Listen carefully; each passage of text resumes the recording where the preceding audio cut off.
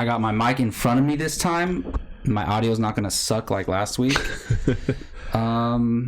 Keith, let's raise your mic a little bit. A little bit, yeah.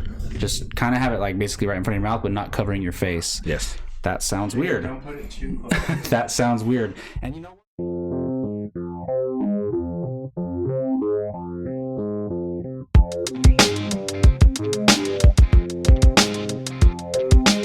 So what's going on, man? How have you been the past 2 weeks? All right. Not bad. Just working my way towards this very day because I am off work for the next 2 weeks. Oh, that's right. Oh, my goodness. Yes. Jake was telling you to get home after Apocalypse Now, but you have a whole 2 weeks. I'm good. 2 weeks off. And right as your birthday is coming up. Happy birthday, man. Thank you. 41? 41. Ugh. Man. That never used to bother me. Look at there. 31 Okay, get out of here. 31. What do you mean, age never used to bother you? No, yeah, and then now, like the last, maybe 3 years. Yeah, it doesn't bother me. Now I'm like, it's starting to hit me. Like, I'm only getting older. I'm going to be 41. Like, there's no turning back. It's.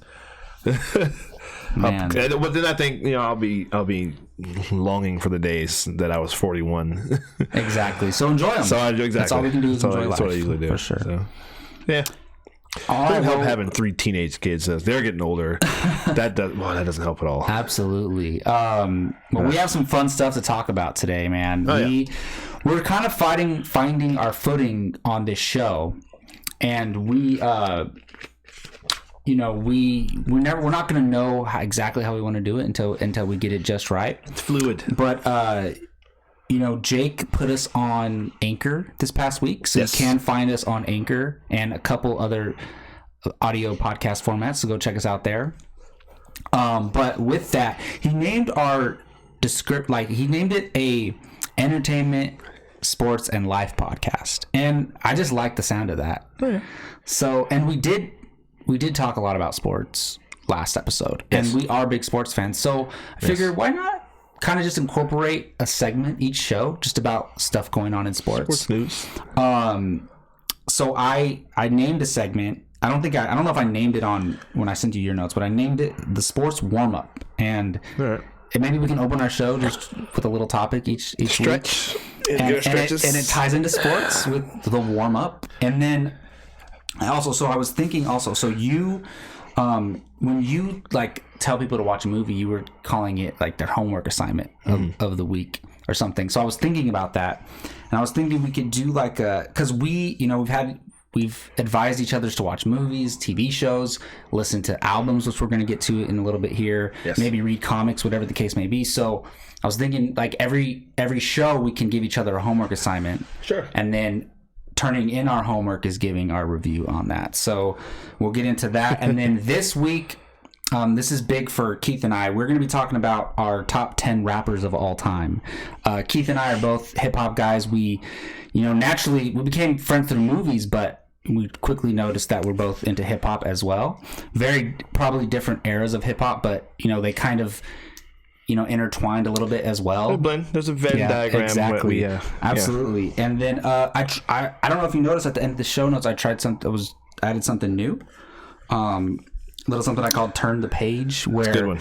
I love coming up with clever names for segments because we both we appreciate literature and novels and comics. We both can read. Yeah, exactly. We both can read. But basically my point of that being is we can just talk about something, whether it can be a novel, a comic book, or a piece of literature that we can just talk about and recommend to the audience watching, Absolutely. And then at the end of our show, we can maybe assign each other a quick homework assignment for the next episode.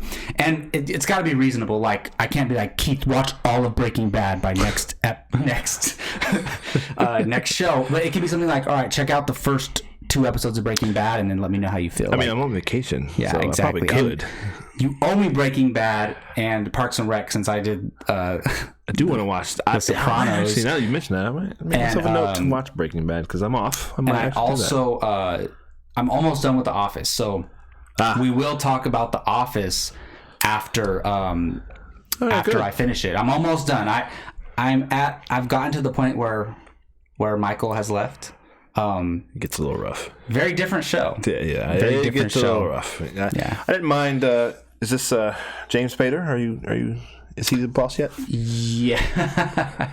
Yes, Okay. kind of, yeah. I didn't mind him as much. Yeah. Well, he doesn't really become the boss of the office. He does something else. Okay. Yeah. You remember what he does? That was hilarious. Yes. I love the way they treat his character and how they're kind of like... Robert California. Yeah. And Jim is like not annoyed, but he's well, he doesn't necessarily like want him to be the boss, but he's like, I think he's a genius.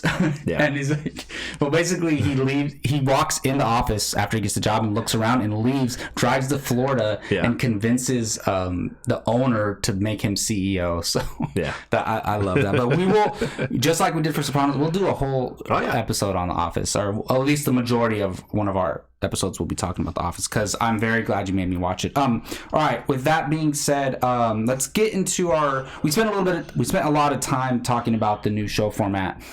So normally we'll talk about TV and movies to open up the show, because that is the heart of our show and our friendship is movies and TV to a certain extent. But let's jump into the sports world. So there's two things going on in the sports world I want to talk to you about. We all know the new format of the NBA All-Star Game. I want to know, have you know what the format is, and did you get to check it out at all? Do you like the new format? I hadn't watched the whole thing. I enjoyed it very much. Here's the thing. Everybody's always... I don't know what point, but the All-Star Game just became... just guys standing around. Oh yeah, nobody cared at some minimal point. defense. Yeah. Not even. It's a pickup game. Not even, because when these guys play pickup in the summer, they play for real. But this was just full on, just watching. It was a dunk contest and a layup line. Yeah, there were no stakes, and then it just became a full on. Everybody stand back and a 3-point shootout. I think there were like 100 3-pointers attempted in one of these games the last couple of years. Nobody played defense. Yeah, nothing no defense at all. Just stand there and watch. So this one, it was good. I like the. Resetting the score after each quarter, and winning team each quarter, wins money for charity, which is cool. But there's a thing that happened in the fourth quarter. In the fourth quarter, they played a 24, essentially, which was pretty exciting. But no one could score. And it's a thing I've been saying I'm an NBA fan, right? And it's the best basketball. It's the best athletes in the world, all right? But if these guys played hard for real like that, nobody would score. Yeah. So that's the thing. Like, it's an all-star game. You want to see the guys display their skills. But if they're playing like that, no one will be able to score. These are the best players in the NBA. Defense. Yes. Yeah. And nobody would score. And that's exactly what happened. Nobody could score. It just came down to a free throw. So they figure out a nice balance. Yeah, and I'm sure they're going to tinker, but I do like the new format. I love it. Yeah, no, it was definitely exciting. It was cool to watch, people actually get into it. For those who don't know, so basically before it was just a standard game and the winner, whoever scores the most by the end of the fourth quarter wins. Yeah. But now, so each team, they play by quarter, so the winner of each quarter, a certain amount of funds goes towards a donation that they chose, who's from the city of the All-Star city that they're in for that year. So I love that because they're in Chicago. They're it's being held there, and the charity, it goes to charities in Chicago. Mm-hmm. So that's really awesome. And then I don't know about you, but if I was an NBA player and my team chose a certain charity, I'd be playing my ass off to try to win. To get that for them. The kids, because they were there. Those kids are there. They're cheering for you. Right. Like, not only for just unselfish reasons, but selfish reasons. Maybe those kids become fans of you for the rest of your career. Like, just those type of things. And it just, those kids are always going to remember that. So that is great motivation for the players to actually play. Yes. Yeah. Yeah, exactly. It was cool. You could tell they were really genuinely trying to win for, and they were wearing 2 and 24, which was amazing. Which was awesome. Yeah, that was really good. Great Kobe tributes. So and they officially named the NBA All-Star Award as the Kobe Bryant Award, which is cool. Because that's the thing. Like, you're not going to rename the NBA Finals trophy. You can't do that. But what you can do is name the All-Star. I think he won like 4 of them. He won a lot of them. Yeah. So Dude, I was makes thinking, sense. Not to talk about Kobe forever again, but we could. But I was thinking about it. He went to the finals 7 out of his 20 years in the NBA. That's crazy. Yeah. I mean, LeBron. When we look at LeBron's career, he went 8 straight. Yeah, it's going to be insane. But just if you think about percentage-wise, one team, 7 out of 20. Yeah, that's crazy. Yeah, exactly. Yeah, and winning 5, like winning title is hard. He could have won 7. Right. No, he could. That's why I don't knock LeBron for no. And that's the thing. Nobody talks about how LeBron went to 8 straight. Right. I'm like, are you serious? And Appreciate that. 3. Like that's, but okay, that's hard. Winning is hard. You know what? They do that with Tom Brady and LeBron. They use his losses in the finals in the Super Bowl against them. Exactly. That doesn't make any sense. He's there in the Super Bowl. Like, Tom Brady's in the Super Bowl. So LeBron's in the finals. Like, I'm not. And look, I'm a Niners fan, so I don't get too mad when people say this, but like, Joe Montana went to 4 and won 4, so he's better than Brady. I mean, and I'm like, but Brady went to what, 7 or 8 and won 6. It's Michael Jordan, same thing. Never lost in the finals. Never played a game 7 in the finals. So that's okay, but that's we're talking about the elite of the elite, so that's fine. But still, that's. I mean, Brady. That always ticks me. But, but no, I do. I like it. Made me interested in watching the All-Star game because before the last couple years, or even for the past almost decade, I haven't really cared that much. Yeah, same here. And I don't know about you, but I watched the dunk contest. That was amazing. That was crazy. The dunk contest was incredible. It's one of the best ones I've seen in a long time. I forget what they call it. It's not called overtime, but there's a certain name for it. Yeah. But I was like, is this ever going to end? I know. And they kept doing this insane stuff that Derrick Jones Jr. I've never seen anybody jump like that. I'm glad he won. Even though Aaron Gordon's amazing, I'm glad Derrick Jones Jr. won. Though. He got like 450s. Yeah, I know. Like that was crazy. The 3-point contest. Yeah. But he healed. Sacramento, did you watch that? Yes, I watched that too. And that was awesome. Even though I'm not a Kings fan, I love that because I love when Sacramento gets national attention. Yes. Because nobody cares about Sacramento outside of Sacramento. It's been a long time. Yeah. I love that when they get national attention. Great. Overall, I really like the NBA All-Star. I love All-Star. I'm ready for the rest of this year to kick in. We're back at it tonight. Well, last night the Kings won. And Lakers and Celtics play this weekend. So Sunday, right? I think Sunday so, or yeah. Tomorrow. Sunday? Yeah. I'm excited for that. Hopefully Gio and I can watch that together. Also, really quick, so did you see this new NFL CBA that they're trying to push? The NFL annoys me very much. From what I got, there's a bunch of little things involved in it, but the big things for me are they're trying to add a 7th team to each division. Is it division? Or, yes. Wait, whatever. A 7th team on each side to the playoffs.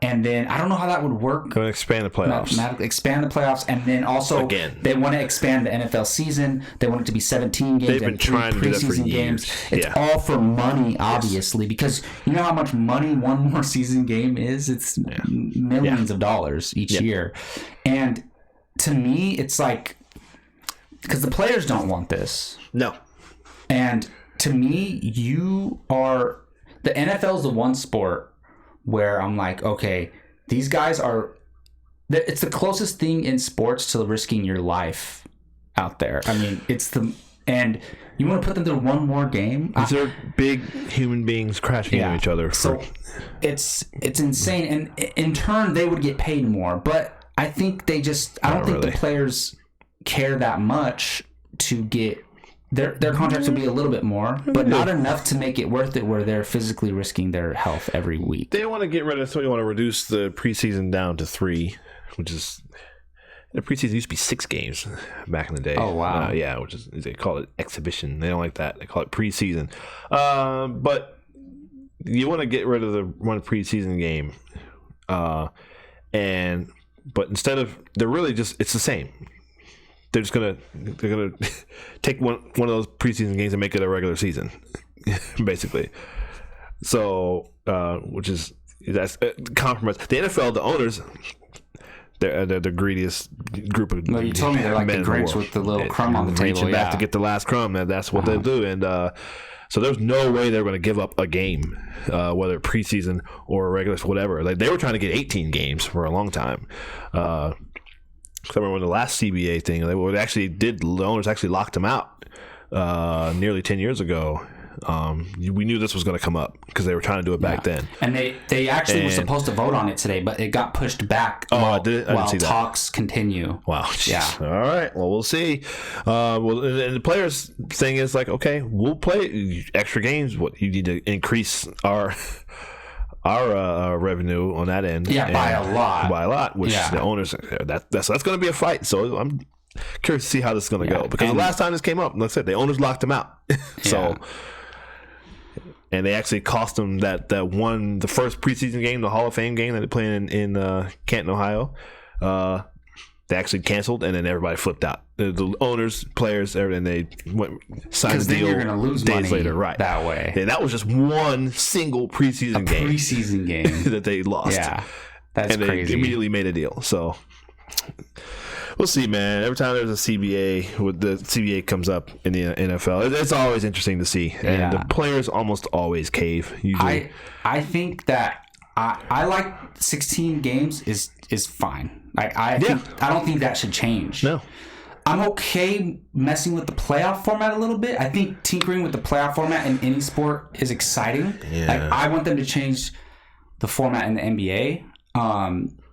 But I don't. The NFL one, there's not much wiggle room though. Like, what are you gonna do? You can't do much, because the thing is, you can't say like let's say they did something in NBA where they reduce or increase the length of a series. Just for example, you can't do that in football. Yeah. So, no, not at all. Not at all. So there's not much wiggle room there. Yeah. I mean, maybe add a second bye week and then make the only thing they need to do is stop this nonsense where a wild card team has to travel to a division winner. So a division winner could be 9-7. Oh yeah, the wild card team could be 11-5, and they got I agree with that. Yeah, they will not change that. I don't understand. No, I definitely agree with you. There should be a second preseason game, a second bye week. And if they add more games, they have to. They have to do another bye week. And the only benefit for me is that the fantasy football season would be a little bit longer. But I don't care about that when it comes to player safety. So we'll see. We'll talk about it once it officially gets done. We'll definitely talk about it. All right, Keith. Before we get into our main topic, it's time to turn in our homework assignments this week. Yes. I asked you to listen to an album. You asked me to listen to an album. So the album I did listen to was Friday on Elm Street by Fabulous and Jadakiss. I had heard a song or two from it. Yes. But I never listened to the whole thing. And one of my buddies had actually told me to listen to it when it first came out. And we'll talk about him in a little bit, but I'm a huge Fabulous fan, lifelong Fabulous fan. And I really enjoyed this album. Yes. And although I'll tell you right now, Jadakiss is not going to show up on my top 10 list. I'm a fan of Jadakiss. I think he's a great rapper and definitely one of the best lyricists of all time. He definitely is. But when you're talking about your favorite rappers, there's a multiple things you're talking about. You're talking about just their style, it's not just all about one thing. So he's probably, if I step back and said lyricists of all time, he would probably be in my top 10. But I'm just talking about my favorite rappers of all time. But but them two together, and they're both New York guys. Yeah. It's a perfect matchup. I mean, I didn't know anything about. I don't know if they've been friends since they've been in the rap game together. Like, I don't know if they just randomly decided to do an album together or whatnot. But they have such a good dynamic.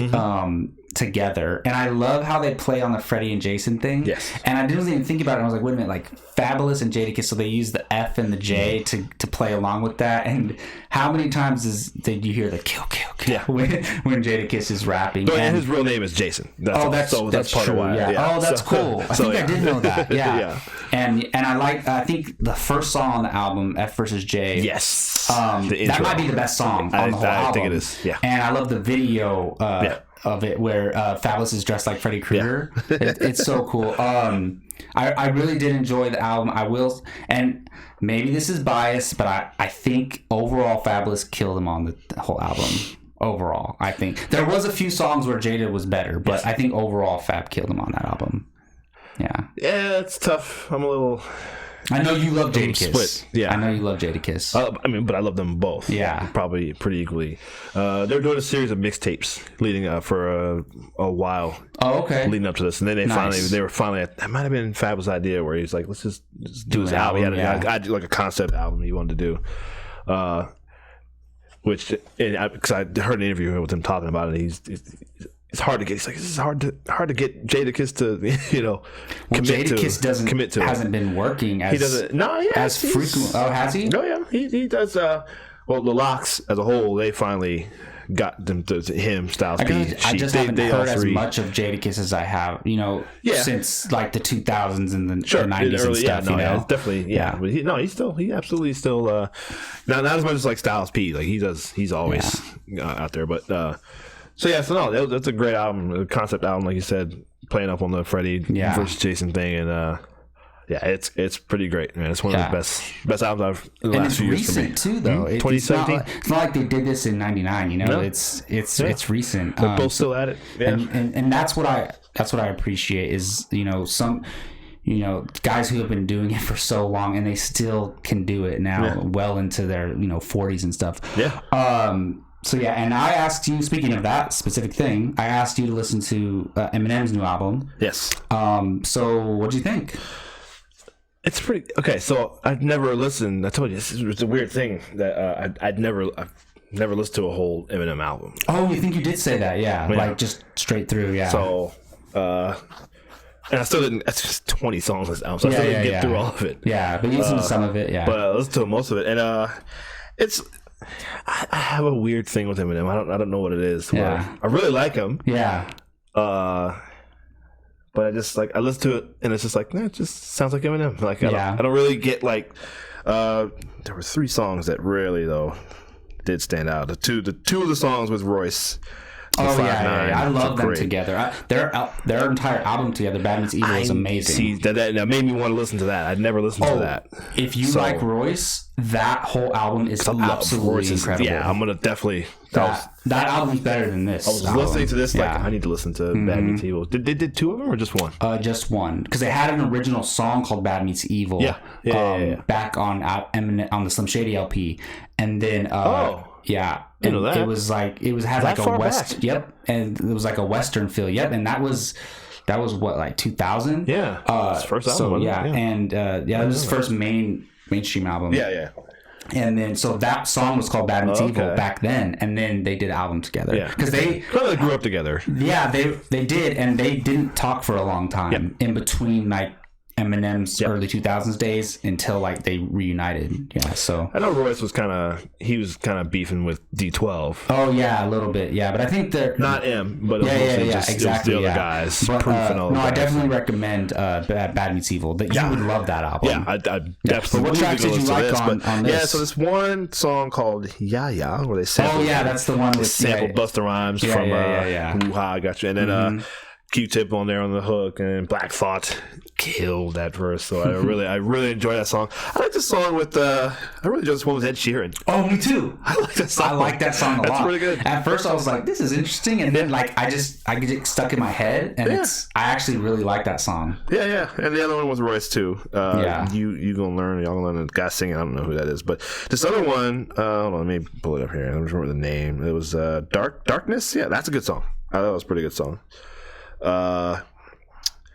So yeah, that's pretty. Oh, and I Will is pretty good. I like he's got Crook King. Oh yeah, that was a pretty good one. So it's like I said, I need to sit and listen to the whole entire thing. But like I said, it's just I don't know. It's a weird thing with me with Eminem. Like I really do like him. I think he's one of the all-time greats. But I've always had trouble just sitting and listening to an entire album because it all kind of. No, I know what you mean. I don't know how to describe it. So I'm a all-time Eminem fan, and I just a lot of his recent stuff in the past maybe 5, maybe even almost decade is a lot of it sounds the same. Yeah, because he's just rapping really fast and stuff. But for me, this album is different for me. Okay, and I do think for me, a lot of times when I listen to albums, I listened to it one time through, I'm like, that was okay. And then I keep listening to him, I'm like, oh my goodness, this is amazing. And that happened with this. That happens a lot with a lot of albums that I listen to. And for me, because I loved Eminem's last album, Kamikaze, which came out last year. I thought it was his best work for a long time. Yeah. And then I actually think this is better. And I was like, oh my goodness. And the thing for me, a lot of his stuff is like just rapping fast, but there's still like, for me, I can pay attention to it and listen to what he's saying. Yeah. And it's even better than a lot of his recent stuff. And for me, there's this song on there called Marsh. It's a slower song, and that's my favorite song on the album. And he's not even rapping fast really on it. Yeah. It's just kind of like a song you can bump and drive slow to. Like it's a really dope song, and it's not like he's not getting serious on it. He's not like getting political or anything like that.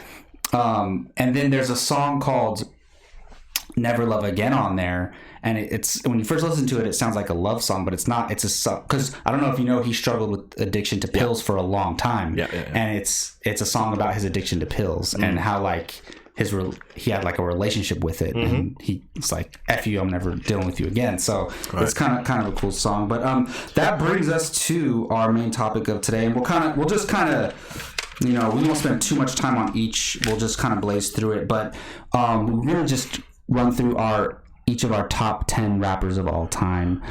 How about we go through our 10 through 6 each, and then we'll go through our 5 through 1 each. Let me see here. This was really hard for me, especially, you know, my actually top 4 were easy, but the rest of the list was actually really hard. Yeah. And this is so tough. Okay, I think I decided on my 10th spot. I was struggling with my 10th spot.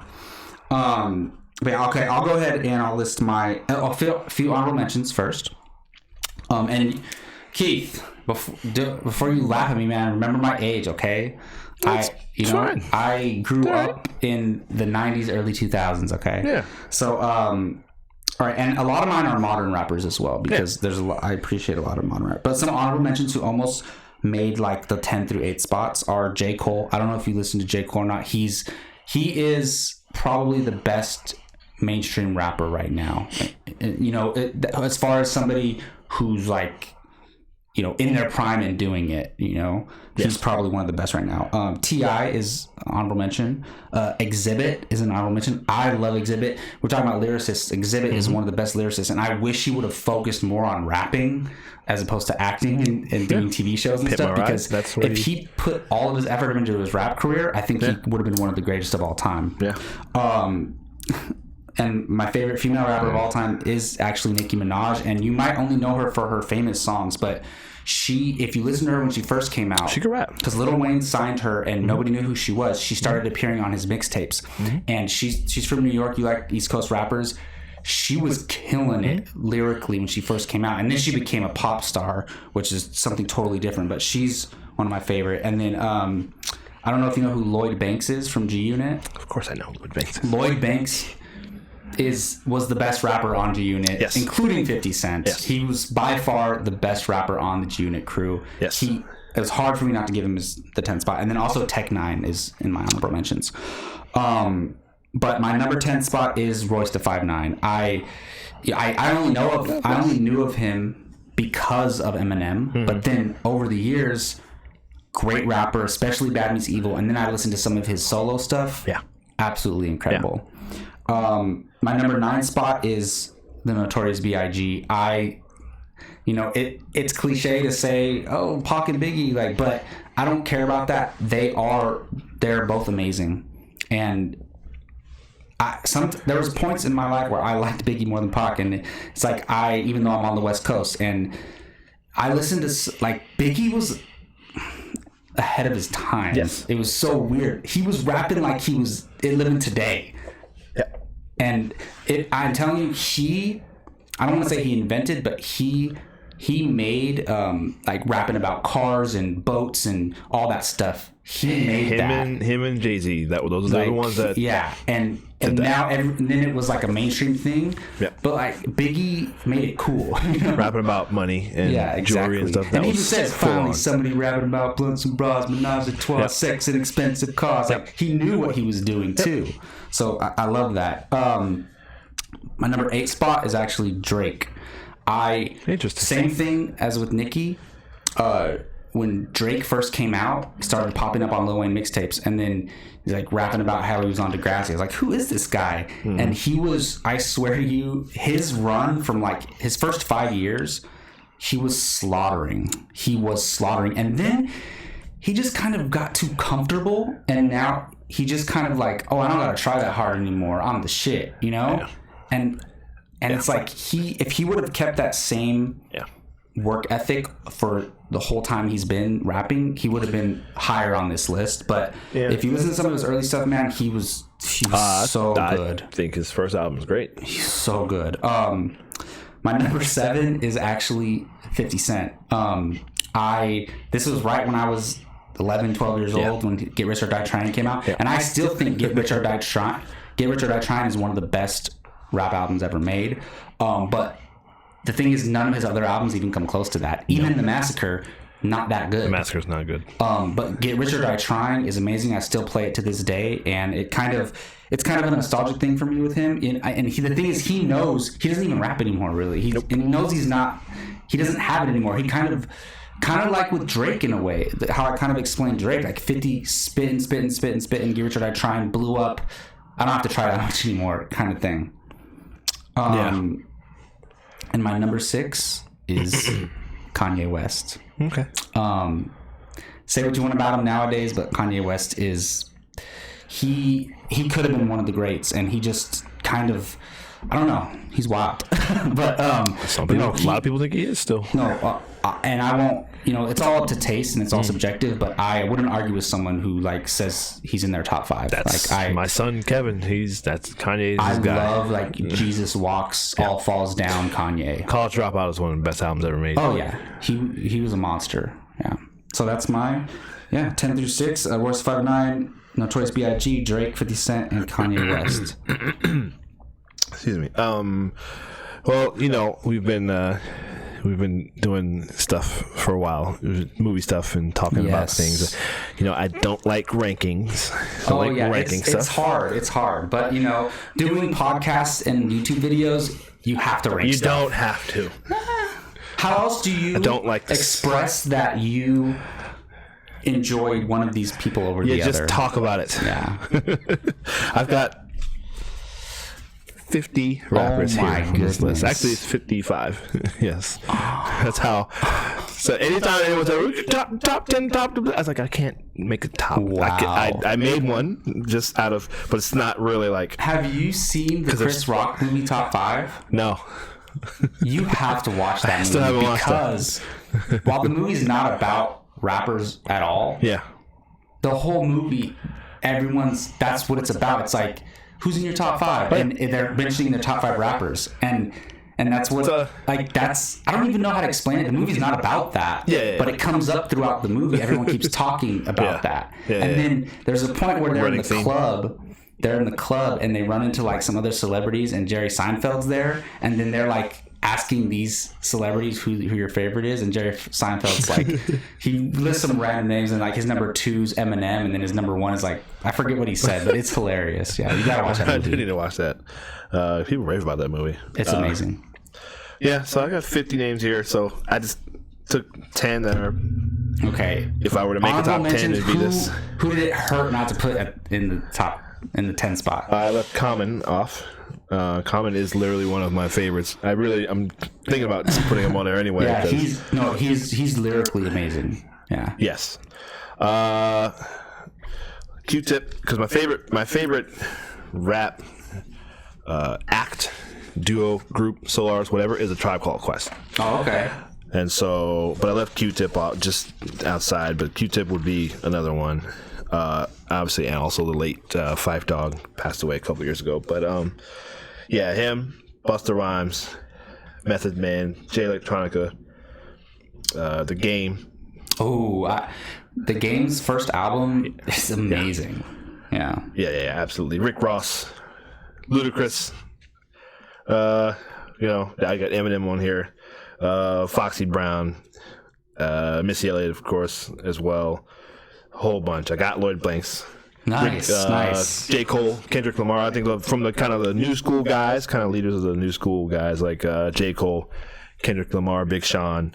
I think they're all great. Jay Electronica, he never puts albums out. He keeps saying he's going to, and he never does. But Prodigy also passed away. Prodigy from Mobb Deep. Yeah. Big Boy from Outkast. So there's a whole bunch. I forgot one more honorable mention. Shout out to Mace. I was a big Mace fan. Yeah. Forget the name of the album, but his one big album, Harlem World. Yeah, that I love that whole album. That I love Why You Over There Looking at Me. That song Mexican rap is amazing.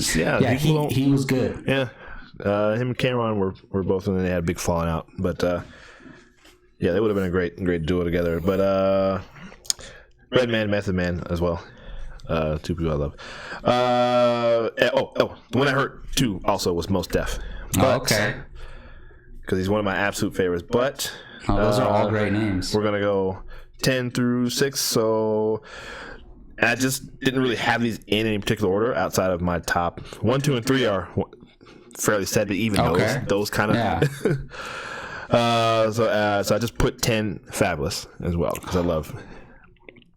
I'm glad he made the list, man. Absolutely. No, he's absolutely one of my favorites. I was shocked because I remember I mentioned to you, I don't remember when it was, but I was like, I said, Fabulous is one of my favorite rappers of all time. And you were like, mine too. And I was like, what? No one ever says that. So I was glad to hear that. I always love it. He's got this, like I said, he mentioned, let's see what they're called. He had a series of mixtapes. He still does it. Like Friday, he would come out every Friday to come out. I know his last mixtape he did, Summertime Shootout, was really great. But anyway, whatever. But yeah.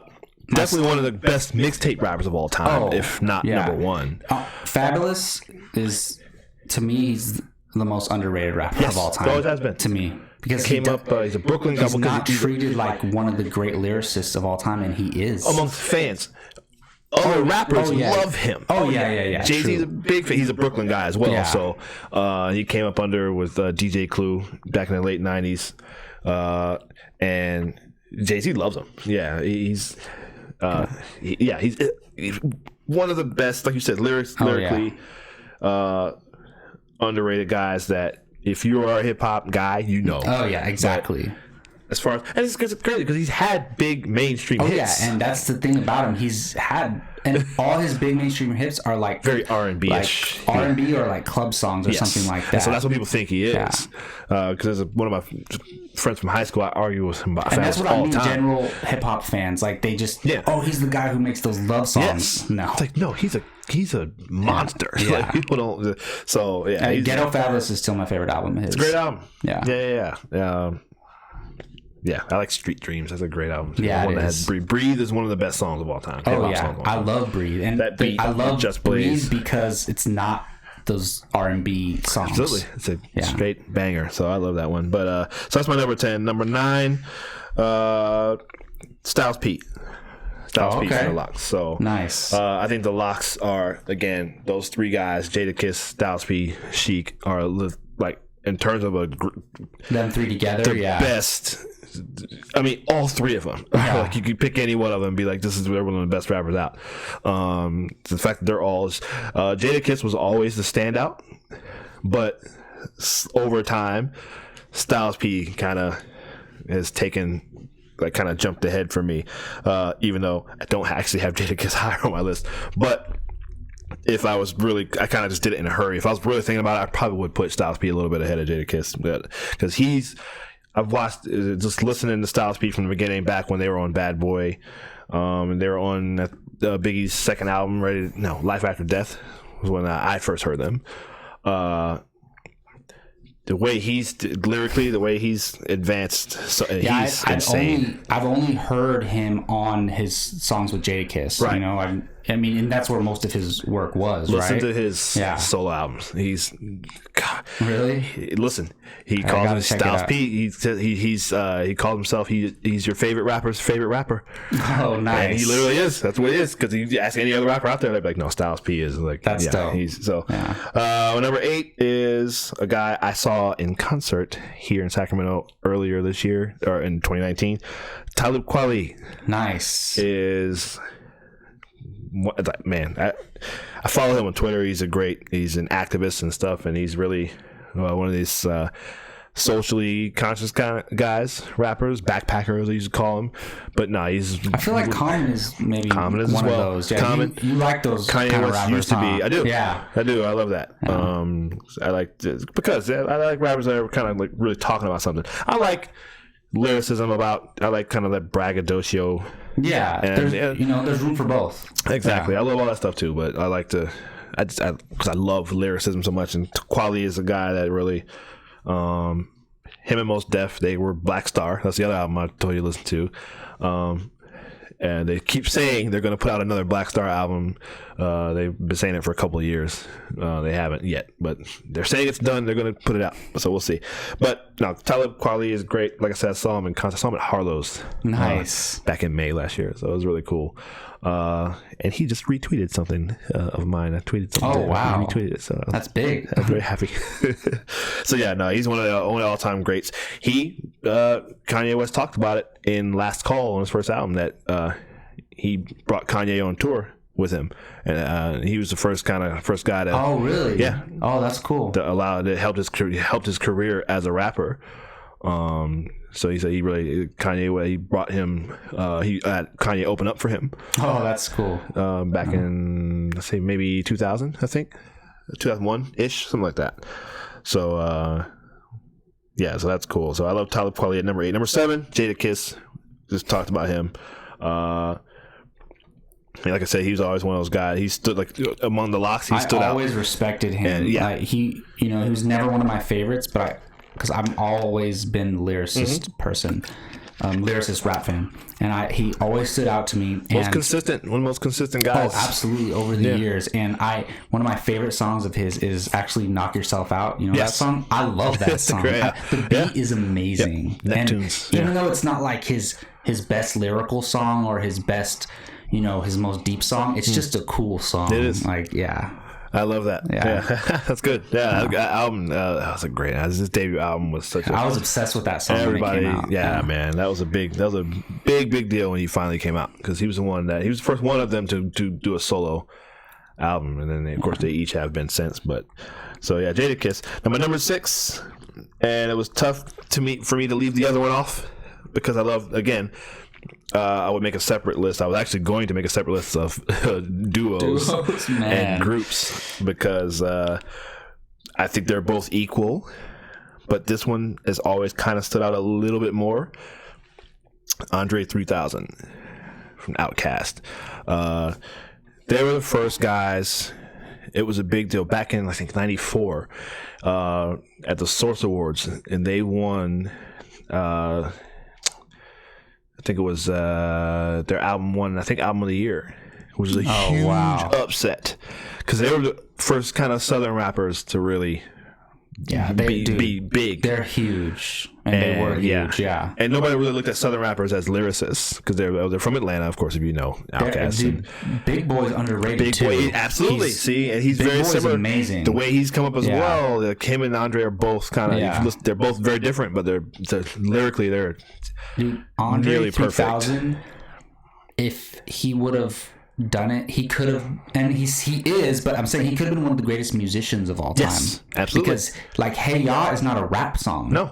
And it was one of the biggest songs of all time. And he says it in the song, like, y'all don't hear me, y'all just want to dance. Like, you listen to the lyrics of that song. I'm not saying that he would have been better or more iconic, but he could have been like Michael Jackson level. Yeah. Like, he's that talented. Absolutely. He really is. Absolutely. Another one of those guys that is very highly respected in the hip hop community. Oh, absolutely. So I'm listening to your list, and there's real quick, there's in Eminem's song "Till I Collapse," he says something. I forget what he says right before it, but he says he says, "Here's the order of the list that I'm in," and he says a list of rappers, and he says something.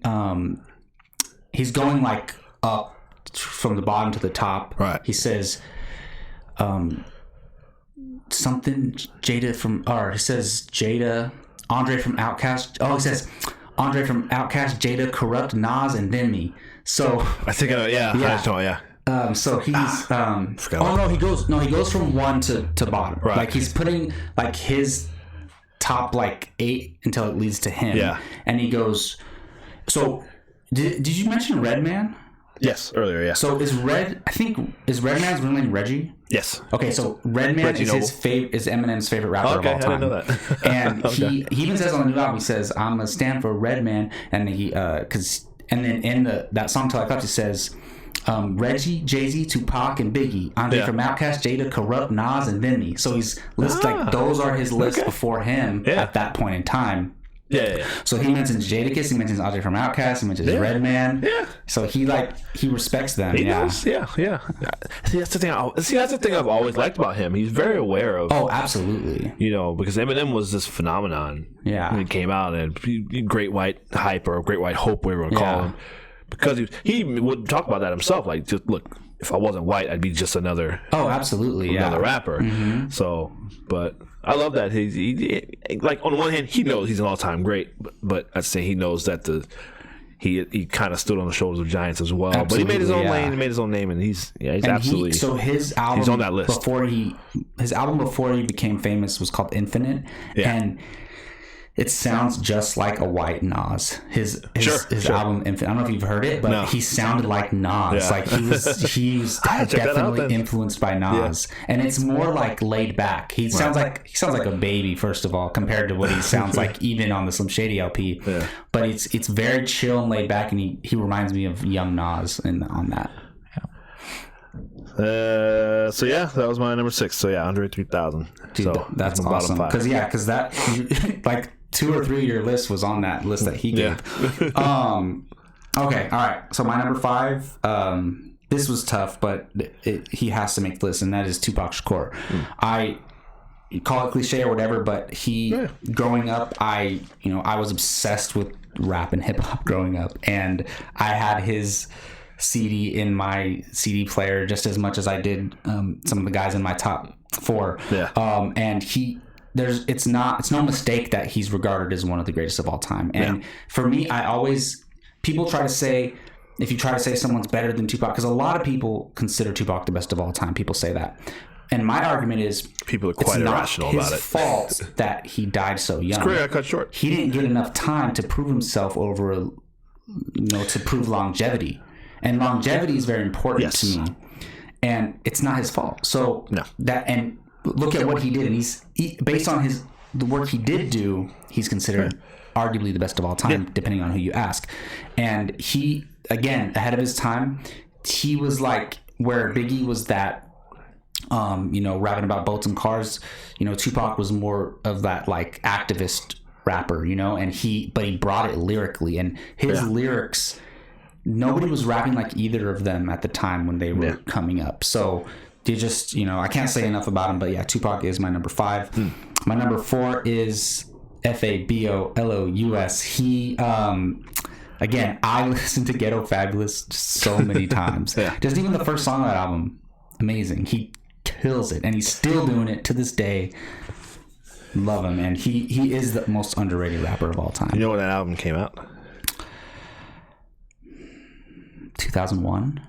You know what day? No. Did it come out on 9/11? No way. Are you serious? Yes. He talked about that, like that kind of just. So his album came out the same day as that. So it was going to be going into that day. Obviously, we didn't know what was going to happen, but the big thing was his album, Jay-Z's the Blueprint album, was coming out the same day. So he was like, Jay, why are you doing that to me? Like, that was good. He still had a huge debut. He opened, I think, a debut number 2. Which obviously Jay-Z was of course. The Blueprint is one of the best albums of all time, and so the hype around that was huge. But the Fabulous Ghetto his debut album coming out that day was going to be that was going to be huge, and of course it was 9/11. So that just kind of everything else out the window that day kind of. That's crazy. I did not know that. I almost said 99 or 2000, but I got the year right. I remember that. But we could do a whole hour-long podcast about Fabulous, to be honest. He's one of the best and definitely underrated. My number 3, I've asked you about him before, and you told me you never heard of him, but we're going to change that soon. His name is His name is Hopsin. Let me write down Hopsin. Hopsin.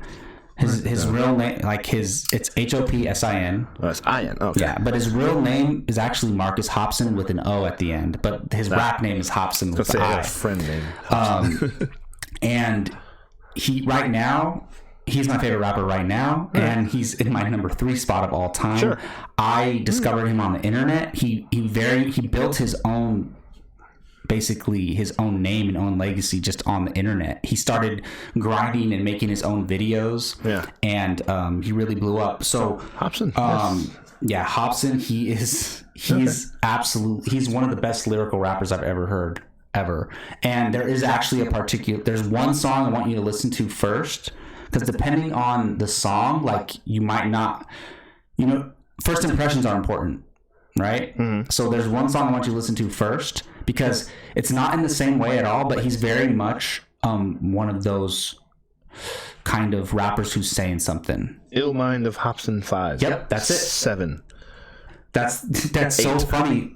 The Ill Mind of Hobson 5 is the one I want you to listen to. All right. So, maybe you can listen to that before next show and we can talk about it. Sure. But yes, Hobson he's my favorite rapper right now. He's very he kind of is like he struggles a lot with his fame, and he talks a lot about how he can't, like, because of his fame, and even before, so like he has trouble like making real friends, and now that he's famous, he's like I can't, how am I supposed to make a real friend? Any new person I meet is just gonna want to know me because I'm famous. And he struggled with those things, and he like talks a lot about depression, and like he moved to like Thailand, and he's not like hasn't made an album in a while, but he put out a video. He's like, just want to let you guys know I'm good. And then at the end of the video, he's like, you fucking right, I'm making a new album. Like, so he's still working, which is good. He sounds like Jay Electronica. But I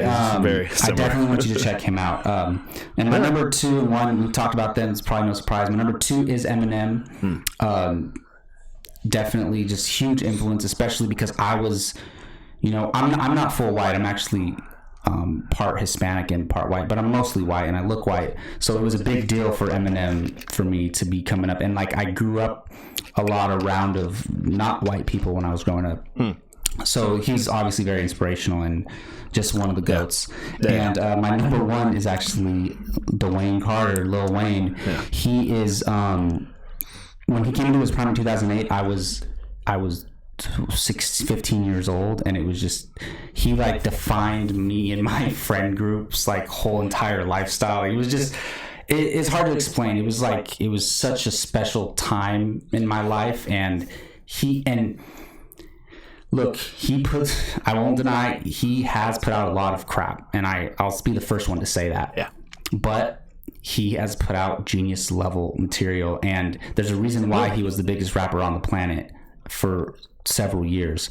And there was a point, there's a magazine, I think it's a Rolling Stone cover, where he did something like 1,000 songs, not 1,000 songs total in like 3 years or something like that, where it was not just solo songs, like features, mixtapes, all those things. And it was like the work ethic, and during that time, everything that he put out was quality. But yeah, so the thing is, I get in a lot of arguments with people about Lil Wayne. I'm not saying people have to say that he's their favorite of all time or that he's the best of all time, but at least appreciate that he is talented. And the thing for me is, like, if you look at somebody like Eminem, right? We were just talking about how he appreciates MCs and acknowledges them. So Eminem, during the point when Lil Wayne was huge, Eminem was going to put out a diss track about Lil Wayne, and then he ended up not doing it. But I heard Eminem talk about this, and he says, I had Lil Wayne's CD in my car for he said he had it in his car for weeks, and he didn't put it in. And then he finally put it in, and then he did, and he was like, oh shit.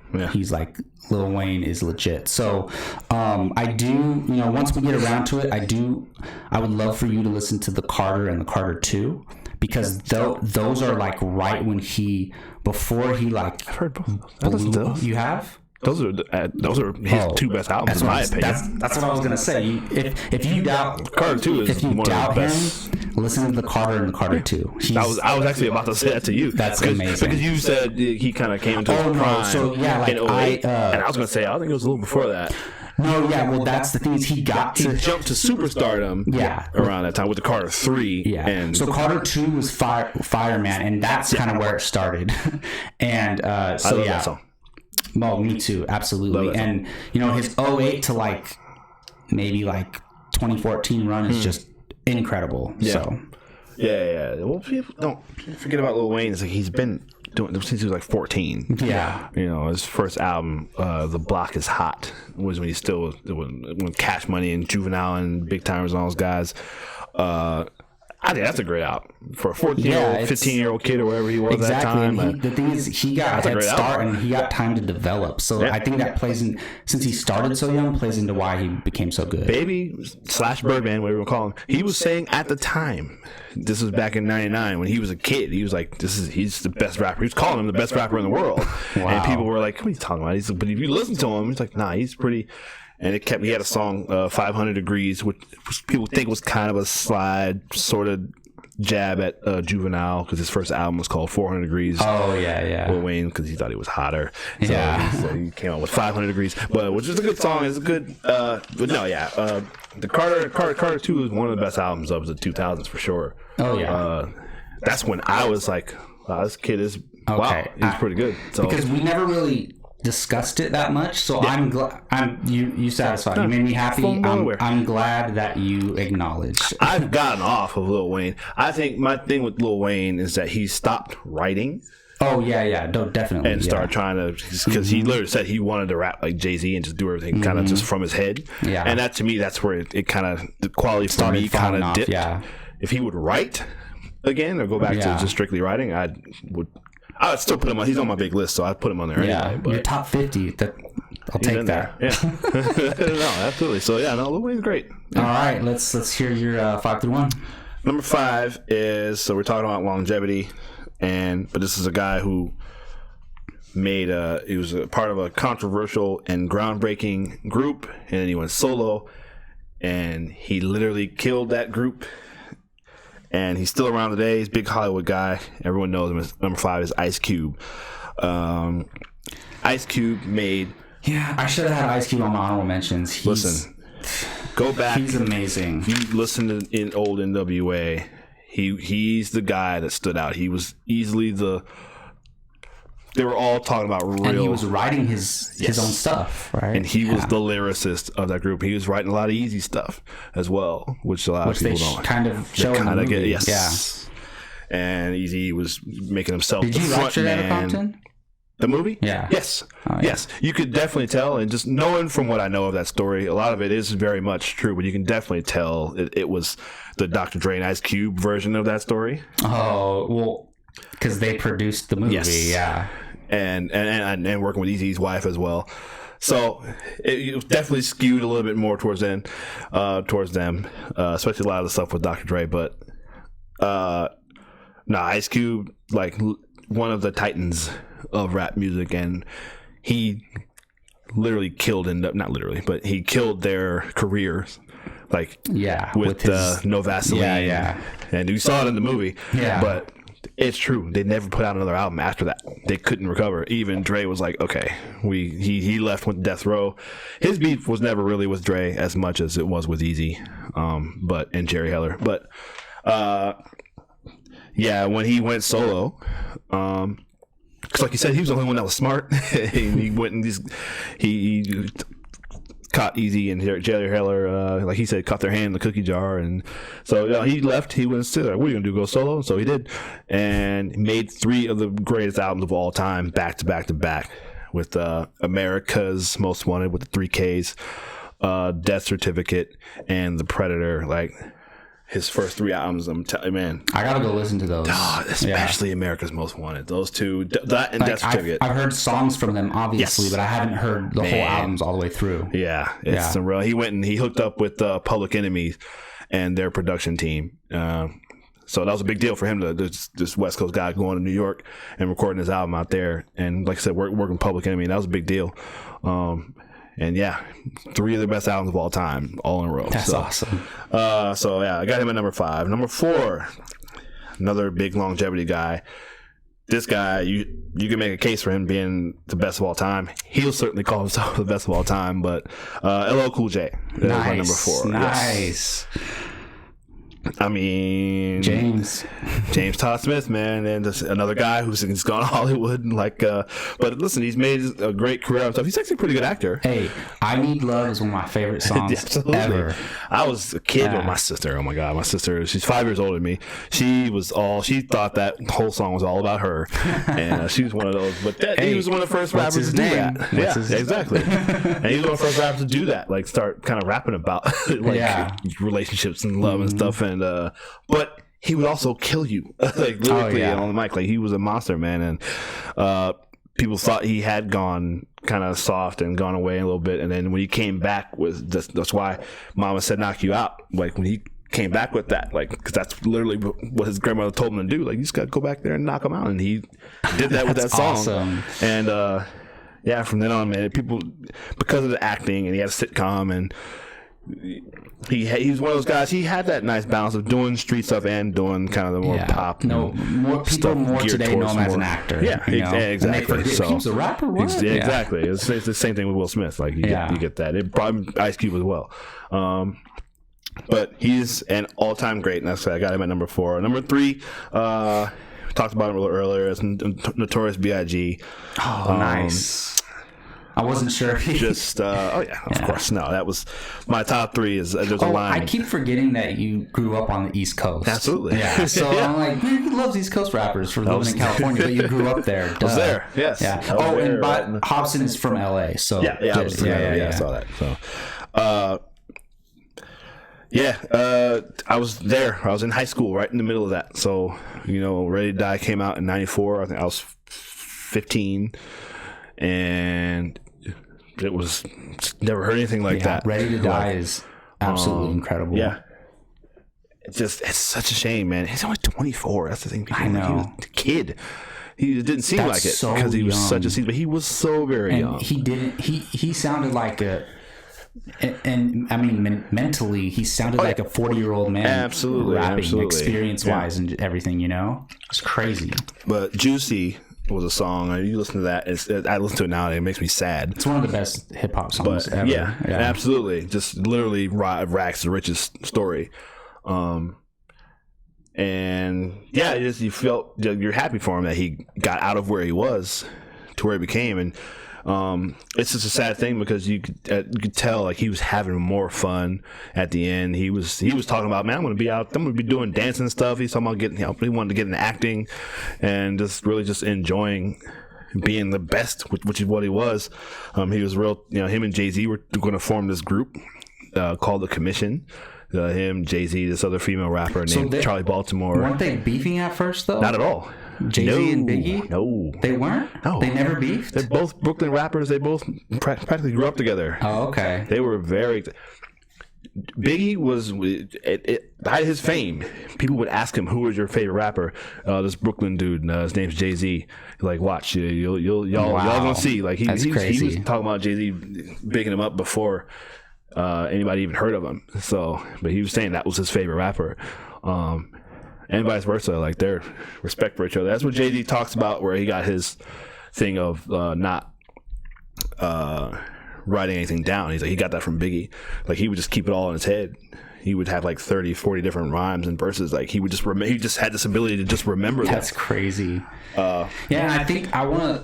I think that's important because a lot of people hear that and they think they're freestyling. No, they're not. Freestyling is something different. Which they could do. Freestyling is when you literally do not prepare anything at all in your head and you just rap it right away. Right.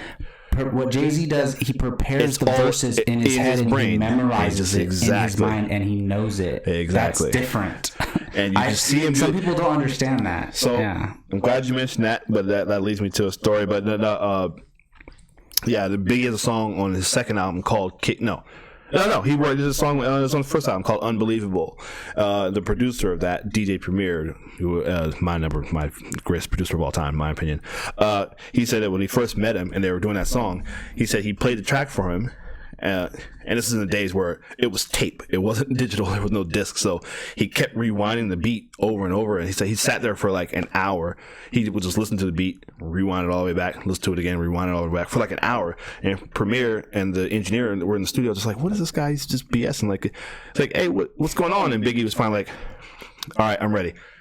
and just one take to spit out that Are you whole song. serious? Like, and his Premier was like, "Oh my god, this guy might be the best rapper I've ever seen." It's called Unbelievable. Okay, it's on his first album. I gotta check that out. All one take, because off the top of his head. Yeah, like, if that's true, then I gotta check that out. He said him and the engineer looked at each other like, "Oh my god, like I've never seen anything like that." So, which leads me into my number 2, which again, my number 2 and number 1, they flip flop all the time. Right now, today, he's number 2, but that's Jay-Z. There's a similar story. Actually, you watch his Fade to Black documentary when he was recording in the studio with Timbaland, and he was recording Dirt Off Your Shoulder. It's the very same thing.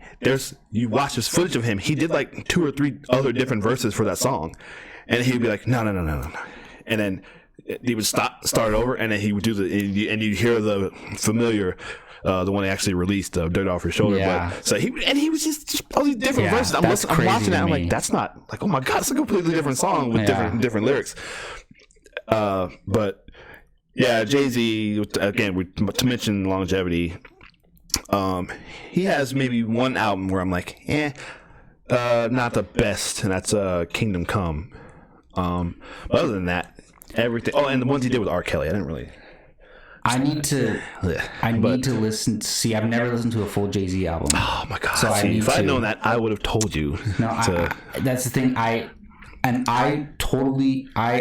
Jay-Z's one of the best of all time. There's no questions about it. But it's all about taste, right? And he's not one of my favorites of all time. But I respect him lyrically very much. And it was weird. I think it was like 2K. There was a 2K. That it was all Jay-Z songs. He executive produced the songs, yeah. And that's when I 13. I played 2K for hours, and I play in like the not the settings, but I do like the My League, and I'm doing the trades and all the free agency, and you just hear the songs the whole time. And even though they were edited, like no cursing, I was like, wow, Jay-Z is way better than I thought he was, because I kept listening to his songs over and over again, and I'm like, I don't even know what albums those songs were from, but I do need to sit back and listen to a couple Jay-Z albums. Well, I would say check out his debut, Reasonable Doubt. Okay. I think it came out in '96. Classic. And when people say that word all the time, it literally is a hip hop like solid, just a classic. Like it's one of the like Scott Mansfield. This is a Citizen Kane of hip hop albums. It really is. I gotta check it out. Yeah, start to finish. What year did that come out? I feel like I want to say it was '96. I think I was in 10th or 11th grade. I think when that album came out. And man, there's a couple songs on here that you might be familiar with. I'm sure I am. Yeah. But yeah, and then I would just check out if you never listened to the Blueprint. I would say listen to that album. Yeah, I've heard most of it. Yeah, because it was very popular. You got Renegade on there. I'm sure you like that song with that to me, because that's all lyrics. That whole song, that's one of the best hip hop songs ever made. Eminem produced that. He actually did the track for him, and they couldn't. Really? Yeah. And they weren't able to get together in studio because they were both so busy. So he had to send it to him through. He actually had a whole nother beat, and then Eminem was like, "No, I got a beat for you I can use." And Jay heard it and was like, "Okay." And M sent him his verse, that new beat, and his verse on it. And Jay was like, "Oh my god!"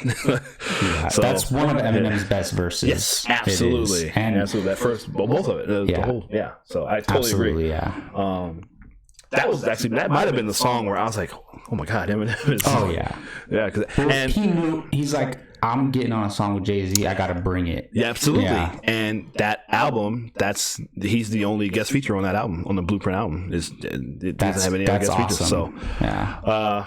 Jay-Z. I mean, there's not much more I can say. I mean, if you like, listen to Blueprint, and then the Black Album right after that. Oh, okay. Actually, I would say listen to that.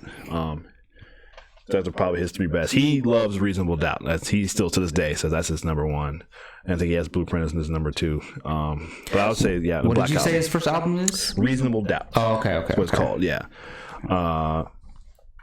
Number 1, like I said, I tell you 1 and 2 flip flop all time. But number 1, I think ultimately. Well, honestly, that's the same for me with Eminem and Lil Wayne. It's the same. Yeah. I can't decide, but I think it's hard. It could be one or the other. Exactly. Yeah. So number 1. Nas. and a song called "The World Is Yours," his first album, which I would say if you ever listen to that, Illmatic, it's the same as classic. See, that's what I've heard. That's a lot of people say it might be the best album ever made. Yeah. Best, yes, absolutely. But it's definitely a classic. I think it is. One of the best albums, period, ever made in my opinion. Just in terms of popular music. Man, I mean, it's very short. It's only 10 songs. Oh, wow. But just start to finish, it's a full. I mean, he's one of the first guys really rapping about people rap tough and tough, but he's really talking about real life in the streets. Nas growing up in Queens, this neighborhood called Queensbridge, New York, and he's the first guy to. The cover is a picture of him when he was like 8 years old. He was the first, because not a lot of people do that now, putting babies on covers. But Lil Wayne did that with Carter 3 and Carter 4. Yes, and Biggie did put mimicking them. Son, but the Nas was the guy, the first guy to do that, and man, I can't say enough about Nas, man. It's just something that just at that time, I think I was maybe 14 or 15. I don't know why. I'm not from the streets at all. I grew up in base housing as a kid and just lived in a regular you connect to it for different reasons. But it just spoke to me. I don't know why. Yeah. Like I didn't grow up at all like Eminem, but it's just you connect to it for different reasons. Yeah. Just lyricism. Like that's not even. Come on. It's just like everybody we talked about a little bit. He had his lower moments. The Nostradamus album has a couple good songs, but it's not really that very good, in my opinion. But he had low moments, and it's weird because him and Jay-Z got into that kind of that beef that they had, where it was strictly lyrical. Like they kept it. A lot of guys get it, but they started getting personal with each other. Yeah, and that's when they both were like. It's funny. They both talk about like both their mothers were like, "Come on, y'all are just going too far." And the thing is, other people blow it out of proportion too, and they start making it about like the streets and all that stuff, and it's that's never their intention. And they kept it purely as just a rap beef and lyrical, and I'm sure they definitely didn't not following each other at the time. It's good because now they're all super tight. Like they're of course best buddies now. You see them all the time together, but. Yeah, man. Like these are those two guys. They're just the titans for me. They're Batman and Superman. Yeah, that's me. That's my Wayne and Eminem. Yeah, and it makes sense for the eras that we grew up in. I just noticed my top four. So Wayne is from the South, Eminem is from the Midwest, Hobson's from the West Coast, and Fabulous is from the East Coast. So I got all four places of the map on there. Okay, so since we went so long on that, I'm gonna skip the turn the page segment for this week before our landlord kicks us out. We're so sorry, Brian. We appreciate this so much. Brian, who's your favorite rapper? What? I can't even hear us. That was great. We were talking about you, but it's okay. Who's your favorite rapper? I grew up with Lil Wayne. Okay. Oh, there you go. Wow. That's my number one too. Yes, we got the landlords. Brian, the landlord. He was like literally He was the biggest thing. I went to his Carter 3 concert. Oh, really? Oh, that's awesome. Oh, wow. I saw him when the Carter 4 was coming out. Yeah. And the Carter 4 is underrated, to be honest. But, so that's cool, man. Oh, wow. Let's save if you had something for Turn the Page, let's save it for next week, because we spent a long time on that. Because I did have something that we'll talk about next week. But I do want to, so we talked about having each other listen to stuff. I do want to assign homework assignments this week. So basically, I want you to listen to Hobson. But I want you to listen to Ill Mind of Hobson 5. 5, right. And I love, this works out perfectly because our show's every 2 weeks, so it gives us enough time. And I want you to listen to his album called Raw. Okay. So Ill Mind of and the reason is Ill Mind of Hobson 5 is just one song. Right. But I want that to be your first impression of him, and then if you're gonna listen to an album, I want it to be raw. Okay. Yep. Got it right here. Yeah. Yep. A weird cover. So if you want me to listen to an album as my homework assignment, if out of all those albums you chose, it can be a Jay-Z album or a Nas album. If you had to choose one for me to listen to, which one would it be? Well, just one. I would say Illmatic. Illmatic. Nas, okay. Yeah, it's his debut album. I'll try to listen to Illmatic and. I would say both their debut albums. Okay, I'll do that. Yeah, I'll do that. And if you could just, if you want to listen to the Illmind series, it's only 7 so far. It's like there are more videos than albums. No, there's an 8. Oh yeah. So if you want to listen to the Illmind series, but even though it's out of order, 6 minutes and 30 seconds. maybe listen to 5 first. It's crazy. But then his album Raw is like his masterpiece, basically, for me. All right, well, that'll do it. Those are our homework assignments for this week. Thank you, everybody, for joining Bartley and Bonds. I know that was a long one, but that was a necessary and fun one. Oh, yeah. Something that I think, I don't think I've ever seen you be so passionate about something. I mean, you are passionate about movies, absolutely. But I was so glad to hear your knowledge on hip hop and rap because we come from different upbringings and different eras of hip hop and rap. So it's really cool, and I love there's still overlap too. And which is so awesome because I think that overlap comes in like the late 90s, early 2000s, where you get like the Fabulous and the Eminem and I am a fan of Jay-Z and Nas. I definitely am, but there's 50. I could, if I would have named 50 rappers, like they would have been on there for sure. And there's a couple I forgot to mention. I forgot to mention E40 and Too Short. I got E40. Oh my God, how did okay. Brian's Bay Area, dude. Bay Area. Yeah, Brian's from the Bay. That's my. I can't pick one. Oh, look, Mr. Fab. So G-Eazy is Brian's favorite rapper. Keep the Sneak. Oh God, G-Eazy. Yeah. Keep the Sneak. Yeah. Absolutely. Mr. Fab. Absolutely. That era was amazing. I could keep going. And the funny thing is, I moved here when I was 14. I had no idea about Bay. I knew about Too Short and E40. That was it. Yeah, I had no idea about Bay Area at the time. I was like, it's a whole world. Oh, yeah. Tell Me When to Go wasn't just a Bay Area hit. It was a national hit. It was so shout out to E40 and Too Short. That kind of that Mac Dre kind of sort of. But the popularized. Yeah.